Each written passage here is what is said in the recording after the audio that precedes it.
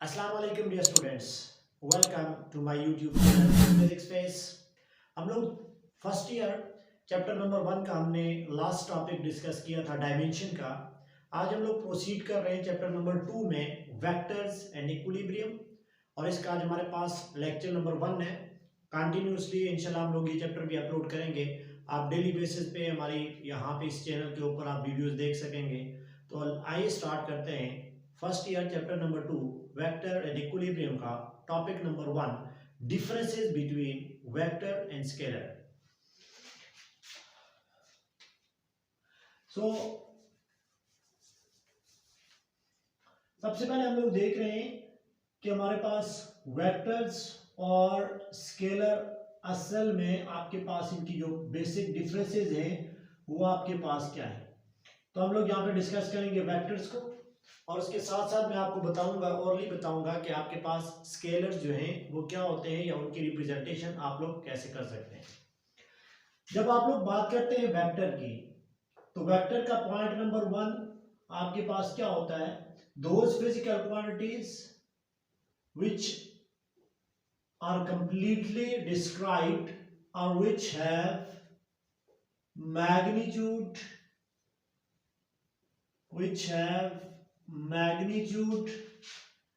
and direction.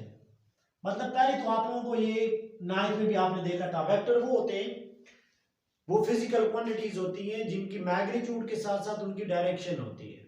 मतलब अगर आप लोग बात करें एक वेक्टर्स को कैसे आप लोग लिखेंगे, तो वेक्टर्स को लिखने के लिए आप लोग क्या लिखते होते हो कि आपके पास मैग्नीट्यूड होगी, vector must have the magnitude, plus vector के पास क्या होगी, डायरेक्शन। और अगर सिर्फ आपके पास मैग्नीट्यूड हो और सिर्फ आपके पास मैग्नीट्यूड हो सिर्फ और उसके साथ यूनिट लिखी हुई हो, तो इसका मतलब है वो आपके पास क्या हो जाएगा, वो स्केलर हो जाएगा। अगर आप लोग एग्जांपल देखें तो एग्जांपल के अंदर आप लोग देखें, एग्जांपल लिख लें। एग्जांपल में आपके पास आ जाता है फोर्स, एक वेक्टर क्वांटिटी है। इसी तरीके से डिस्प्लेसमेंट एक वेक्टर क्वांटिटी है। वेलोसिटी आपकी एक वेक्टर क्वांटिटी है। एक्सेलरेशन ये आपके पास एक वेक्टर क्वांटिटी है। टॉर्क अगर आप लोग देखें आपके पास वेक्टर क्वांटिटी है, एक्सेट्रा। मतलब सबसे बड़ी डिफरेंसेस वेक्टर और स्केलर में क्या है कि वेक्टर को स्पेसिफाइड करने के लिए, डिफाइन करने के लिए आपको डायरेक्शन की जरूरत पड़ती है। लेट करें ना, मैं आपको कहता हूं आप किसी भी बॉडी के ऊपर फोर्स लगाएं, तो आप कंफ्यूज हो जाओगे कि किस डायरेक्शन में फोर्स लगानी है। फोर्स लगाओगे तो सही, लेकिन डायरेक्शन जब तक स्पेसिफाई ना हो तो आप बड़े कंफ्यूज रहते हो। इसी तरीके से आप लोग देखें वेलोसिटी, तो वेलोसिटी की मैग्नीट्यूड तो होती है लेकिन साथ साथ डायरेक्शन भी होती है। अब अगर इसके बरक्स आप लोग स्केलर की बात करें तो आप लोग अच्छे तरीके से फैमिलियर हो, मैस है, लेंथ है, टाइम है, इसी तरीके से आपके पास डिस्टेंस है, स्पीड है, ये सारी की सारी आपके पास क्या है, स्केलर क्वांटिटीज है। आप कभी नहीं कहते कि मुझे मैस चाहिए और वो नॉर्थ की तरफ चाहिए या ईस्ट की तरफ चाहिए, ऐसा कभी नहीं होता। बिकॉज फॉर डेफिनेशन और to describe the scalar we just need the magnitude only. और जब आप लोग वेक्टर्स की बात करते हैं तो वेक्टर्स में सबसे पहला पॉइंट आपने याद रखना है कि ये वो फिजिकल क्वांटिटीज हैं जिनमें आपकी मैग्नीट्यूड कुछ काम नहीं आएगी जब तक आपकी स्पेसिफाइड डायरेक्शन ना हो। So this is the first point and main differences between vector and scalar. अब दूसरे की बात करें, पॉइंट नंबर 2 हमारे पास जो है, move toward the point number 2। जब आप लोग पॉइंट नंबर 2 की बात करेंगे तो वो आपके पास है रिप्रेजेंटेशन, कि वेक्टर को रिप्रेजेंट कैसे किया जाता है, रिप्रेजेंटेशन ऑफ वेक्टर। तो वेक्टर की रिप्रेजेंटेशन के लिए आपके पास दो मेथड्स होते हैं, एक है सिंबॉलिक रिप्रेजेंटेशन और एक आपके पास है ग्राफिकल रिप्रेजेंटेशन।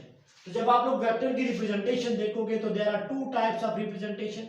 नंबर 1 आपके पास है सिंबॉलिक रिप्रेजेंटेशन, एंड नंबर 2 जो पार्ट बी है वो आपके पास है ग्राफिकल रिप्रेजेंटेशन। मतलब वेक्टर जो है वो आपके पास दो तरह से रिप्रेजेंट होते हैं, सिंबॉलिक रिप्रेजेंटेशन, अनदर वन आपके पास क्या है, ग्राफिकल रिप्रेजेंटेशन।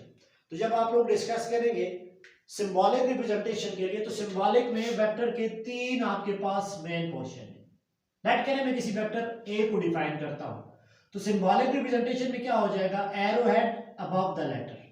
किसी लेटर के ऊपर अगर ये एरो हेड बना हुआ है तो ये एरो हेड बताएगा कि ये जो ए है ये वेक्टर क्वांटिटी है। इसी तरीके से बाज बुक्स के अंदर अगर आप लोग देखें तो बाज दफा क्या होता है, arrow head below the letter भी होता है। तो लाजमी नहीं है आपके कोर्स तक तो जितने भी आपकी जो टेक्स्ट बुक है वहां पे arrow head above the letter से लिखा हुआ होगा, लेकिन बाज बुक्स के अंदर आप लोग देखेंगे तो arrow head below the letter. और जो तीसरा आपके पास है वो आपके पास क्या है, bold face letter. Bold face letter ये सिंबॉलिक रिप्रेजेंटेशन है। और बोल्ड फेस लेटर कौन सा होता है, अगर कोई लेटर थोड़ा सा मोटा करके लिखा हुआ हो ना, ये ए है और ये बाकियों से थोड़ा सा मोटा करके लिखा हुआ है, तो आप लोग समझ जाएंगे ये आपके पास क्या है, ये वेक्टर है। So symbolically vector can be represented by any one of this method, either the arrow head above the letter, arrow head below the letter, और बाय बोल्ड फेस लेटर। अब जो दूसरी हमारे पास जो रिप्रेजेंटेशन है वो आपके पास है ग्राफिकल रिप्रेजेंटेशन। इसको जरा गौर से देख रहे हैं। ग्राफिकल रिप्रेजेंटेशन में होता क्या है, आपके पास वेक्टर एक लाइन से रिप्रेजेंट होता है और उसके एक साइड पे एरो हेड बना होता है। This is the graphical representation. मतलब ग्राफिकल रिप्रेजेंटेशन के अंदर वेक्टर के पास एक लाइन होती है और उसके एंड में आप लोगों ने क्या लगाना होता है, एरो लगाना होता है। जो लाइन होती है ना, जो लेंथ होती है, ये आपको बताती है मैग्नीट्यूड ऑफ वेक्टर। मतलब अगर मैं सपोज करूं यहां से यहां तक एक लेंथ ऑफ वेक्टर है, लाइन है, तो आप ये चीज ध्यान में रखें कि यहां से लेकर और ये जो एरो हेड तक की जो टोटल लेंथ है ये बता रही है मुझे कि वेक्टर की मैग्नीट्यूड कितनी है। और ये तो आप ग्राफिकल एनालिसिस पढ़ रहे हो, तो यहाँ पे आप एक स्केल को रखेंगे, मीटर रूल को रखेंगे, तो जितनी ये लेंथ होगी, सेंटीमीटर है, मीटर है, उतनी उसकी मैग्नीट्यूड हो जाएगी। Whereas the arrowhead, यहाँ पे जो arrowhead है वो arrowhead आपको क्या दे देगा, वो दे देगा उस वेक्टर की डायरेक्शन को। अब ये चीज आपने याद रखनी है कि ग्राफिकल एनालिसिस के अंदर जो वेक्टर होता है वो हमेशा रिप्रेजेंट होता है बाय अ लाइन और a length with an arrowhead, where the line or a length give the magnitude और एरो जो आपका होता है वो डायरेक्शन दे देता है। अब अगर आप लोग ये चीज देखें, मेरी बात गौर से समझनी है, अगर तो ये सिर्फ लाइन और एरो हेड है तो इस वेक्टर को आप लोग कहते हो geometrical vector, geometric vector sorry. मतलब अगर आप लोग देखें इस ग्राफिकल एनालिसिस के अंदर, तो हमें ये तो पता है कि वेक्टर जो होगा वो रिप्रेजेंट किससे होगा, वो होगा आपके पास एक लाइन होगी और उसके एंड में क्या हो जाएगा, एरो हेड होगा। लेकिन बार दफा ये जो लाइन और एरो है ये किसी सिस्टम के अंदर आप लोग यूज कर रहे होते हैं और बार दफा बिना सिस्टम के यूज करोगे। तो अगर आप लोग यहां से इसकी बेस पे देखें तो जो दो टाइप्स आपके पास आ जाएंगी यहां पे, वो दो इंपॉर्टेंट फिनोमेना या दो इंपॉर्टेंट आपके पास क्या आ जाएंगी, वो टाइप्स आ जाएंगी। नंबर 1 आपके पास आ जाएगा ज्योमेट्रिक वेक्टर और नंबर 2 आपके पास आ जाएगा algebraic vector. Geometric and algebraic. तो सबसे पहले देखिए हमारे पास ज्योमेट्रिक वेक्टर क्या होगा। ज्योमेट्रिक वेक्टर को अगर आप लोग डिफाइन करना चाहें तो ये वो वेक्टर होगा not related with any coordinate system. ये तो पहला पॉइंट आपके पास आ गया, not related with any coordinate system. इसका मतलब है ये सिर्फ आपको एक स्पेस के अंदर, आप लोग यहां पे लिख सकते हो ये कहां पे हो जाएगा, ये आप लोग ड्रा करोगे स्पेस के अंदर ड्रा हो सकता है। बस आपने वेक्टर ड्रा किए, सपोज करें आपके पास एक वेक्टर है, ये वेक्टर कोई आपके पास ए है, यहां पे आपके पास कोई वेक्टर है, वेक्टर बी है, तो किसी कोऑर्डिनेट सिस्टम के अंदर नहीं है, x axis Cartesian coordinate system, इसके दो पॉइंट्स भी आपको नहीं होंगे, बस सीधी सीधी एक लाइन गिवन होगी और यहाँ पे कोई एक्सिस नहीं होगा। मतलब आप लोग यहाँ पे लिख सकते हो नो एक्सिस।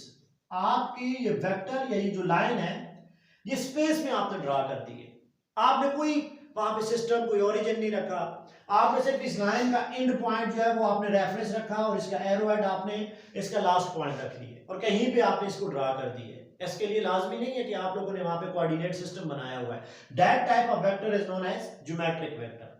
लेकिन जब आप लोग इसी लाइन विद एरो को एक सिस्टम के अंदर आप लोग लिखेंगे तो उस सिस्टम को आप लोग क्या कहोगे, वो आपके पास हो जाएगा algebraic vector.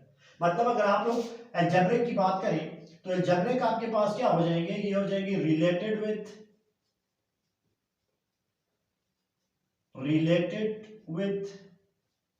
Coordinate system.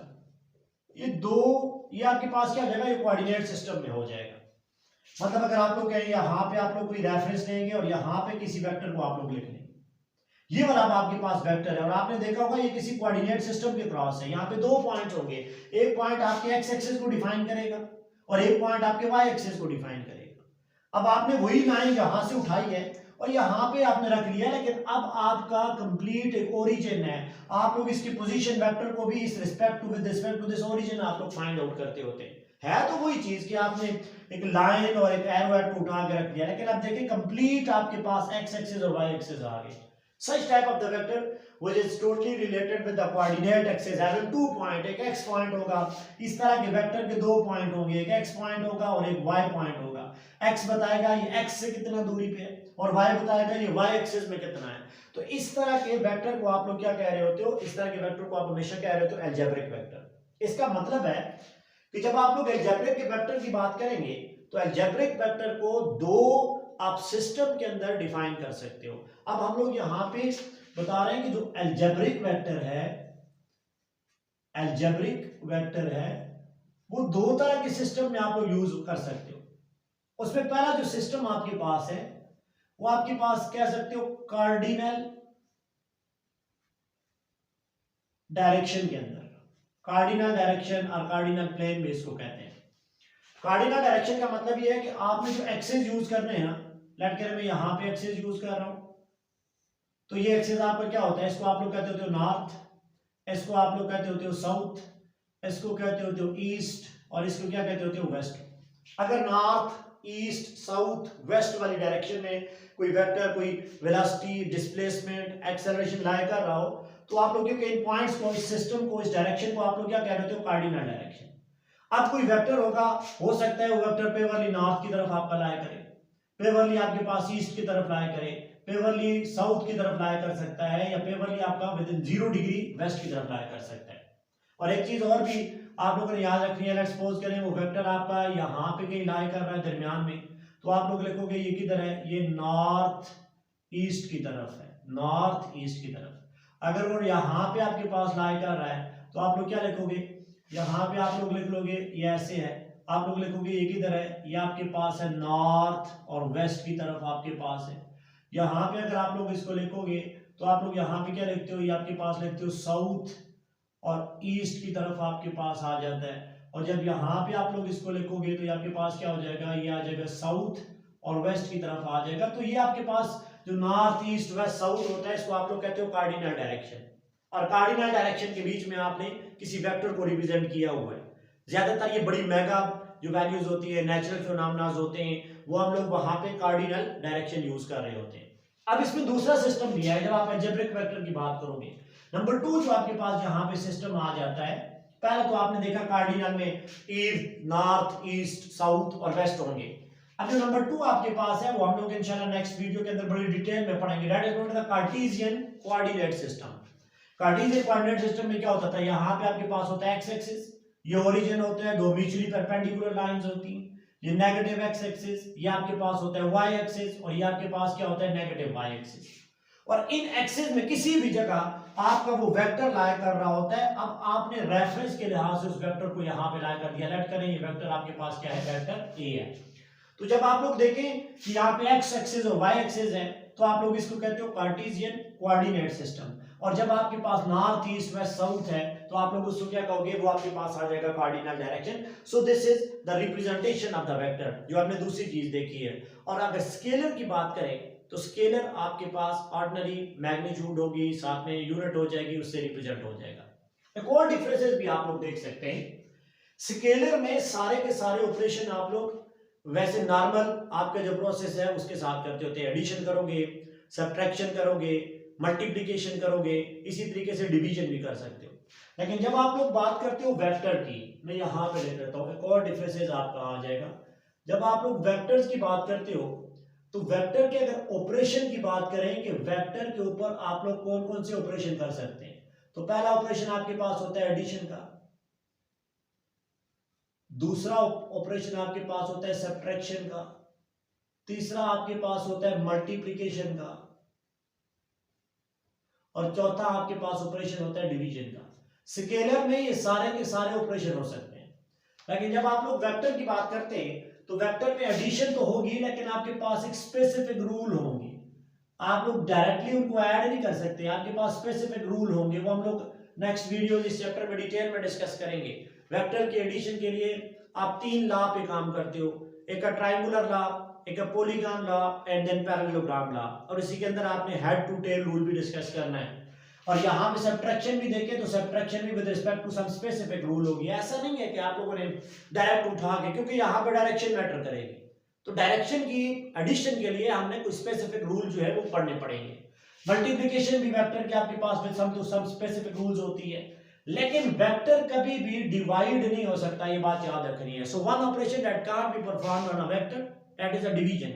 Scalar divide हो सकते हैं, आप लोग 5 2 पे डिवाइड करें, मैसेज को डिवाइड करें, कोई मसला नहीं है, लेकिन division in case of vector भी आपके पास पॉसिबल नहीं होती। आप कैसे किसी दो डायरेक्शन को आप डिवाइड कर सकते हैं। So these are the basic differences between vector and scalar. फिर एक बार याद कर लें, वेक्टर के लिए मैग्नीट्यूड के साथ साथ डायरेक्शन का होना जरूरी है। दो तरह की वेक्टर की रिप्रेजेंटेशन होती है, एक वेक्टर की रिप्रेजेंटेशन है सिंबॉलिक और एक वेक्टर की रिप्रेजेंटेशन है ग्राफिकल। सिंबॉलिक के अंदर arrow head above the letter होगा, बिलो द लेटर होगा, बोल्ड फेस लेटर होंगे।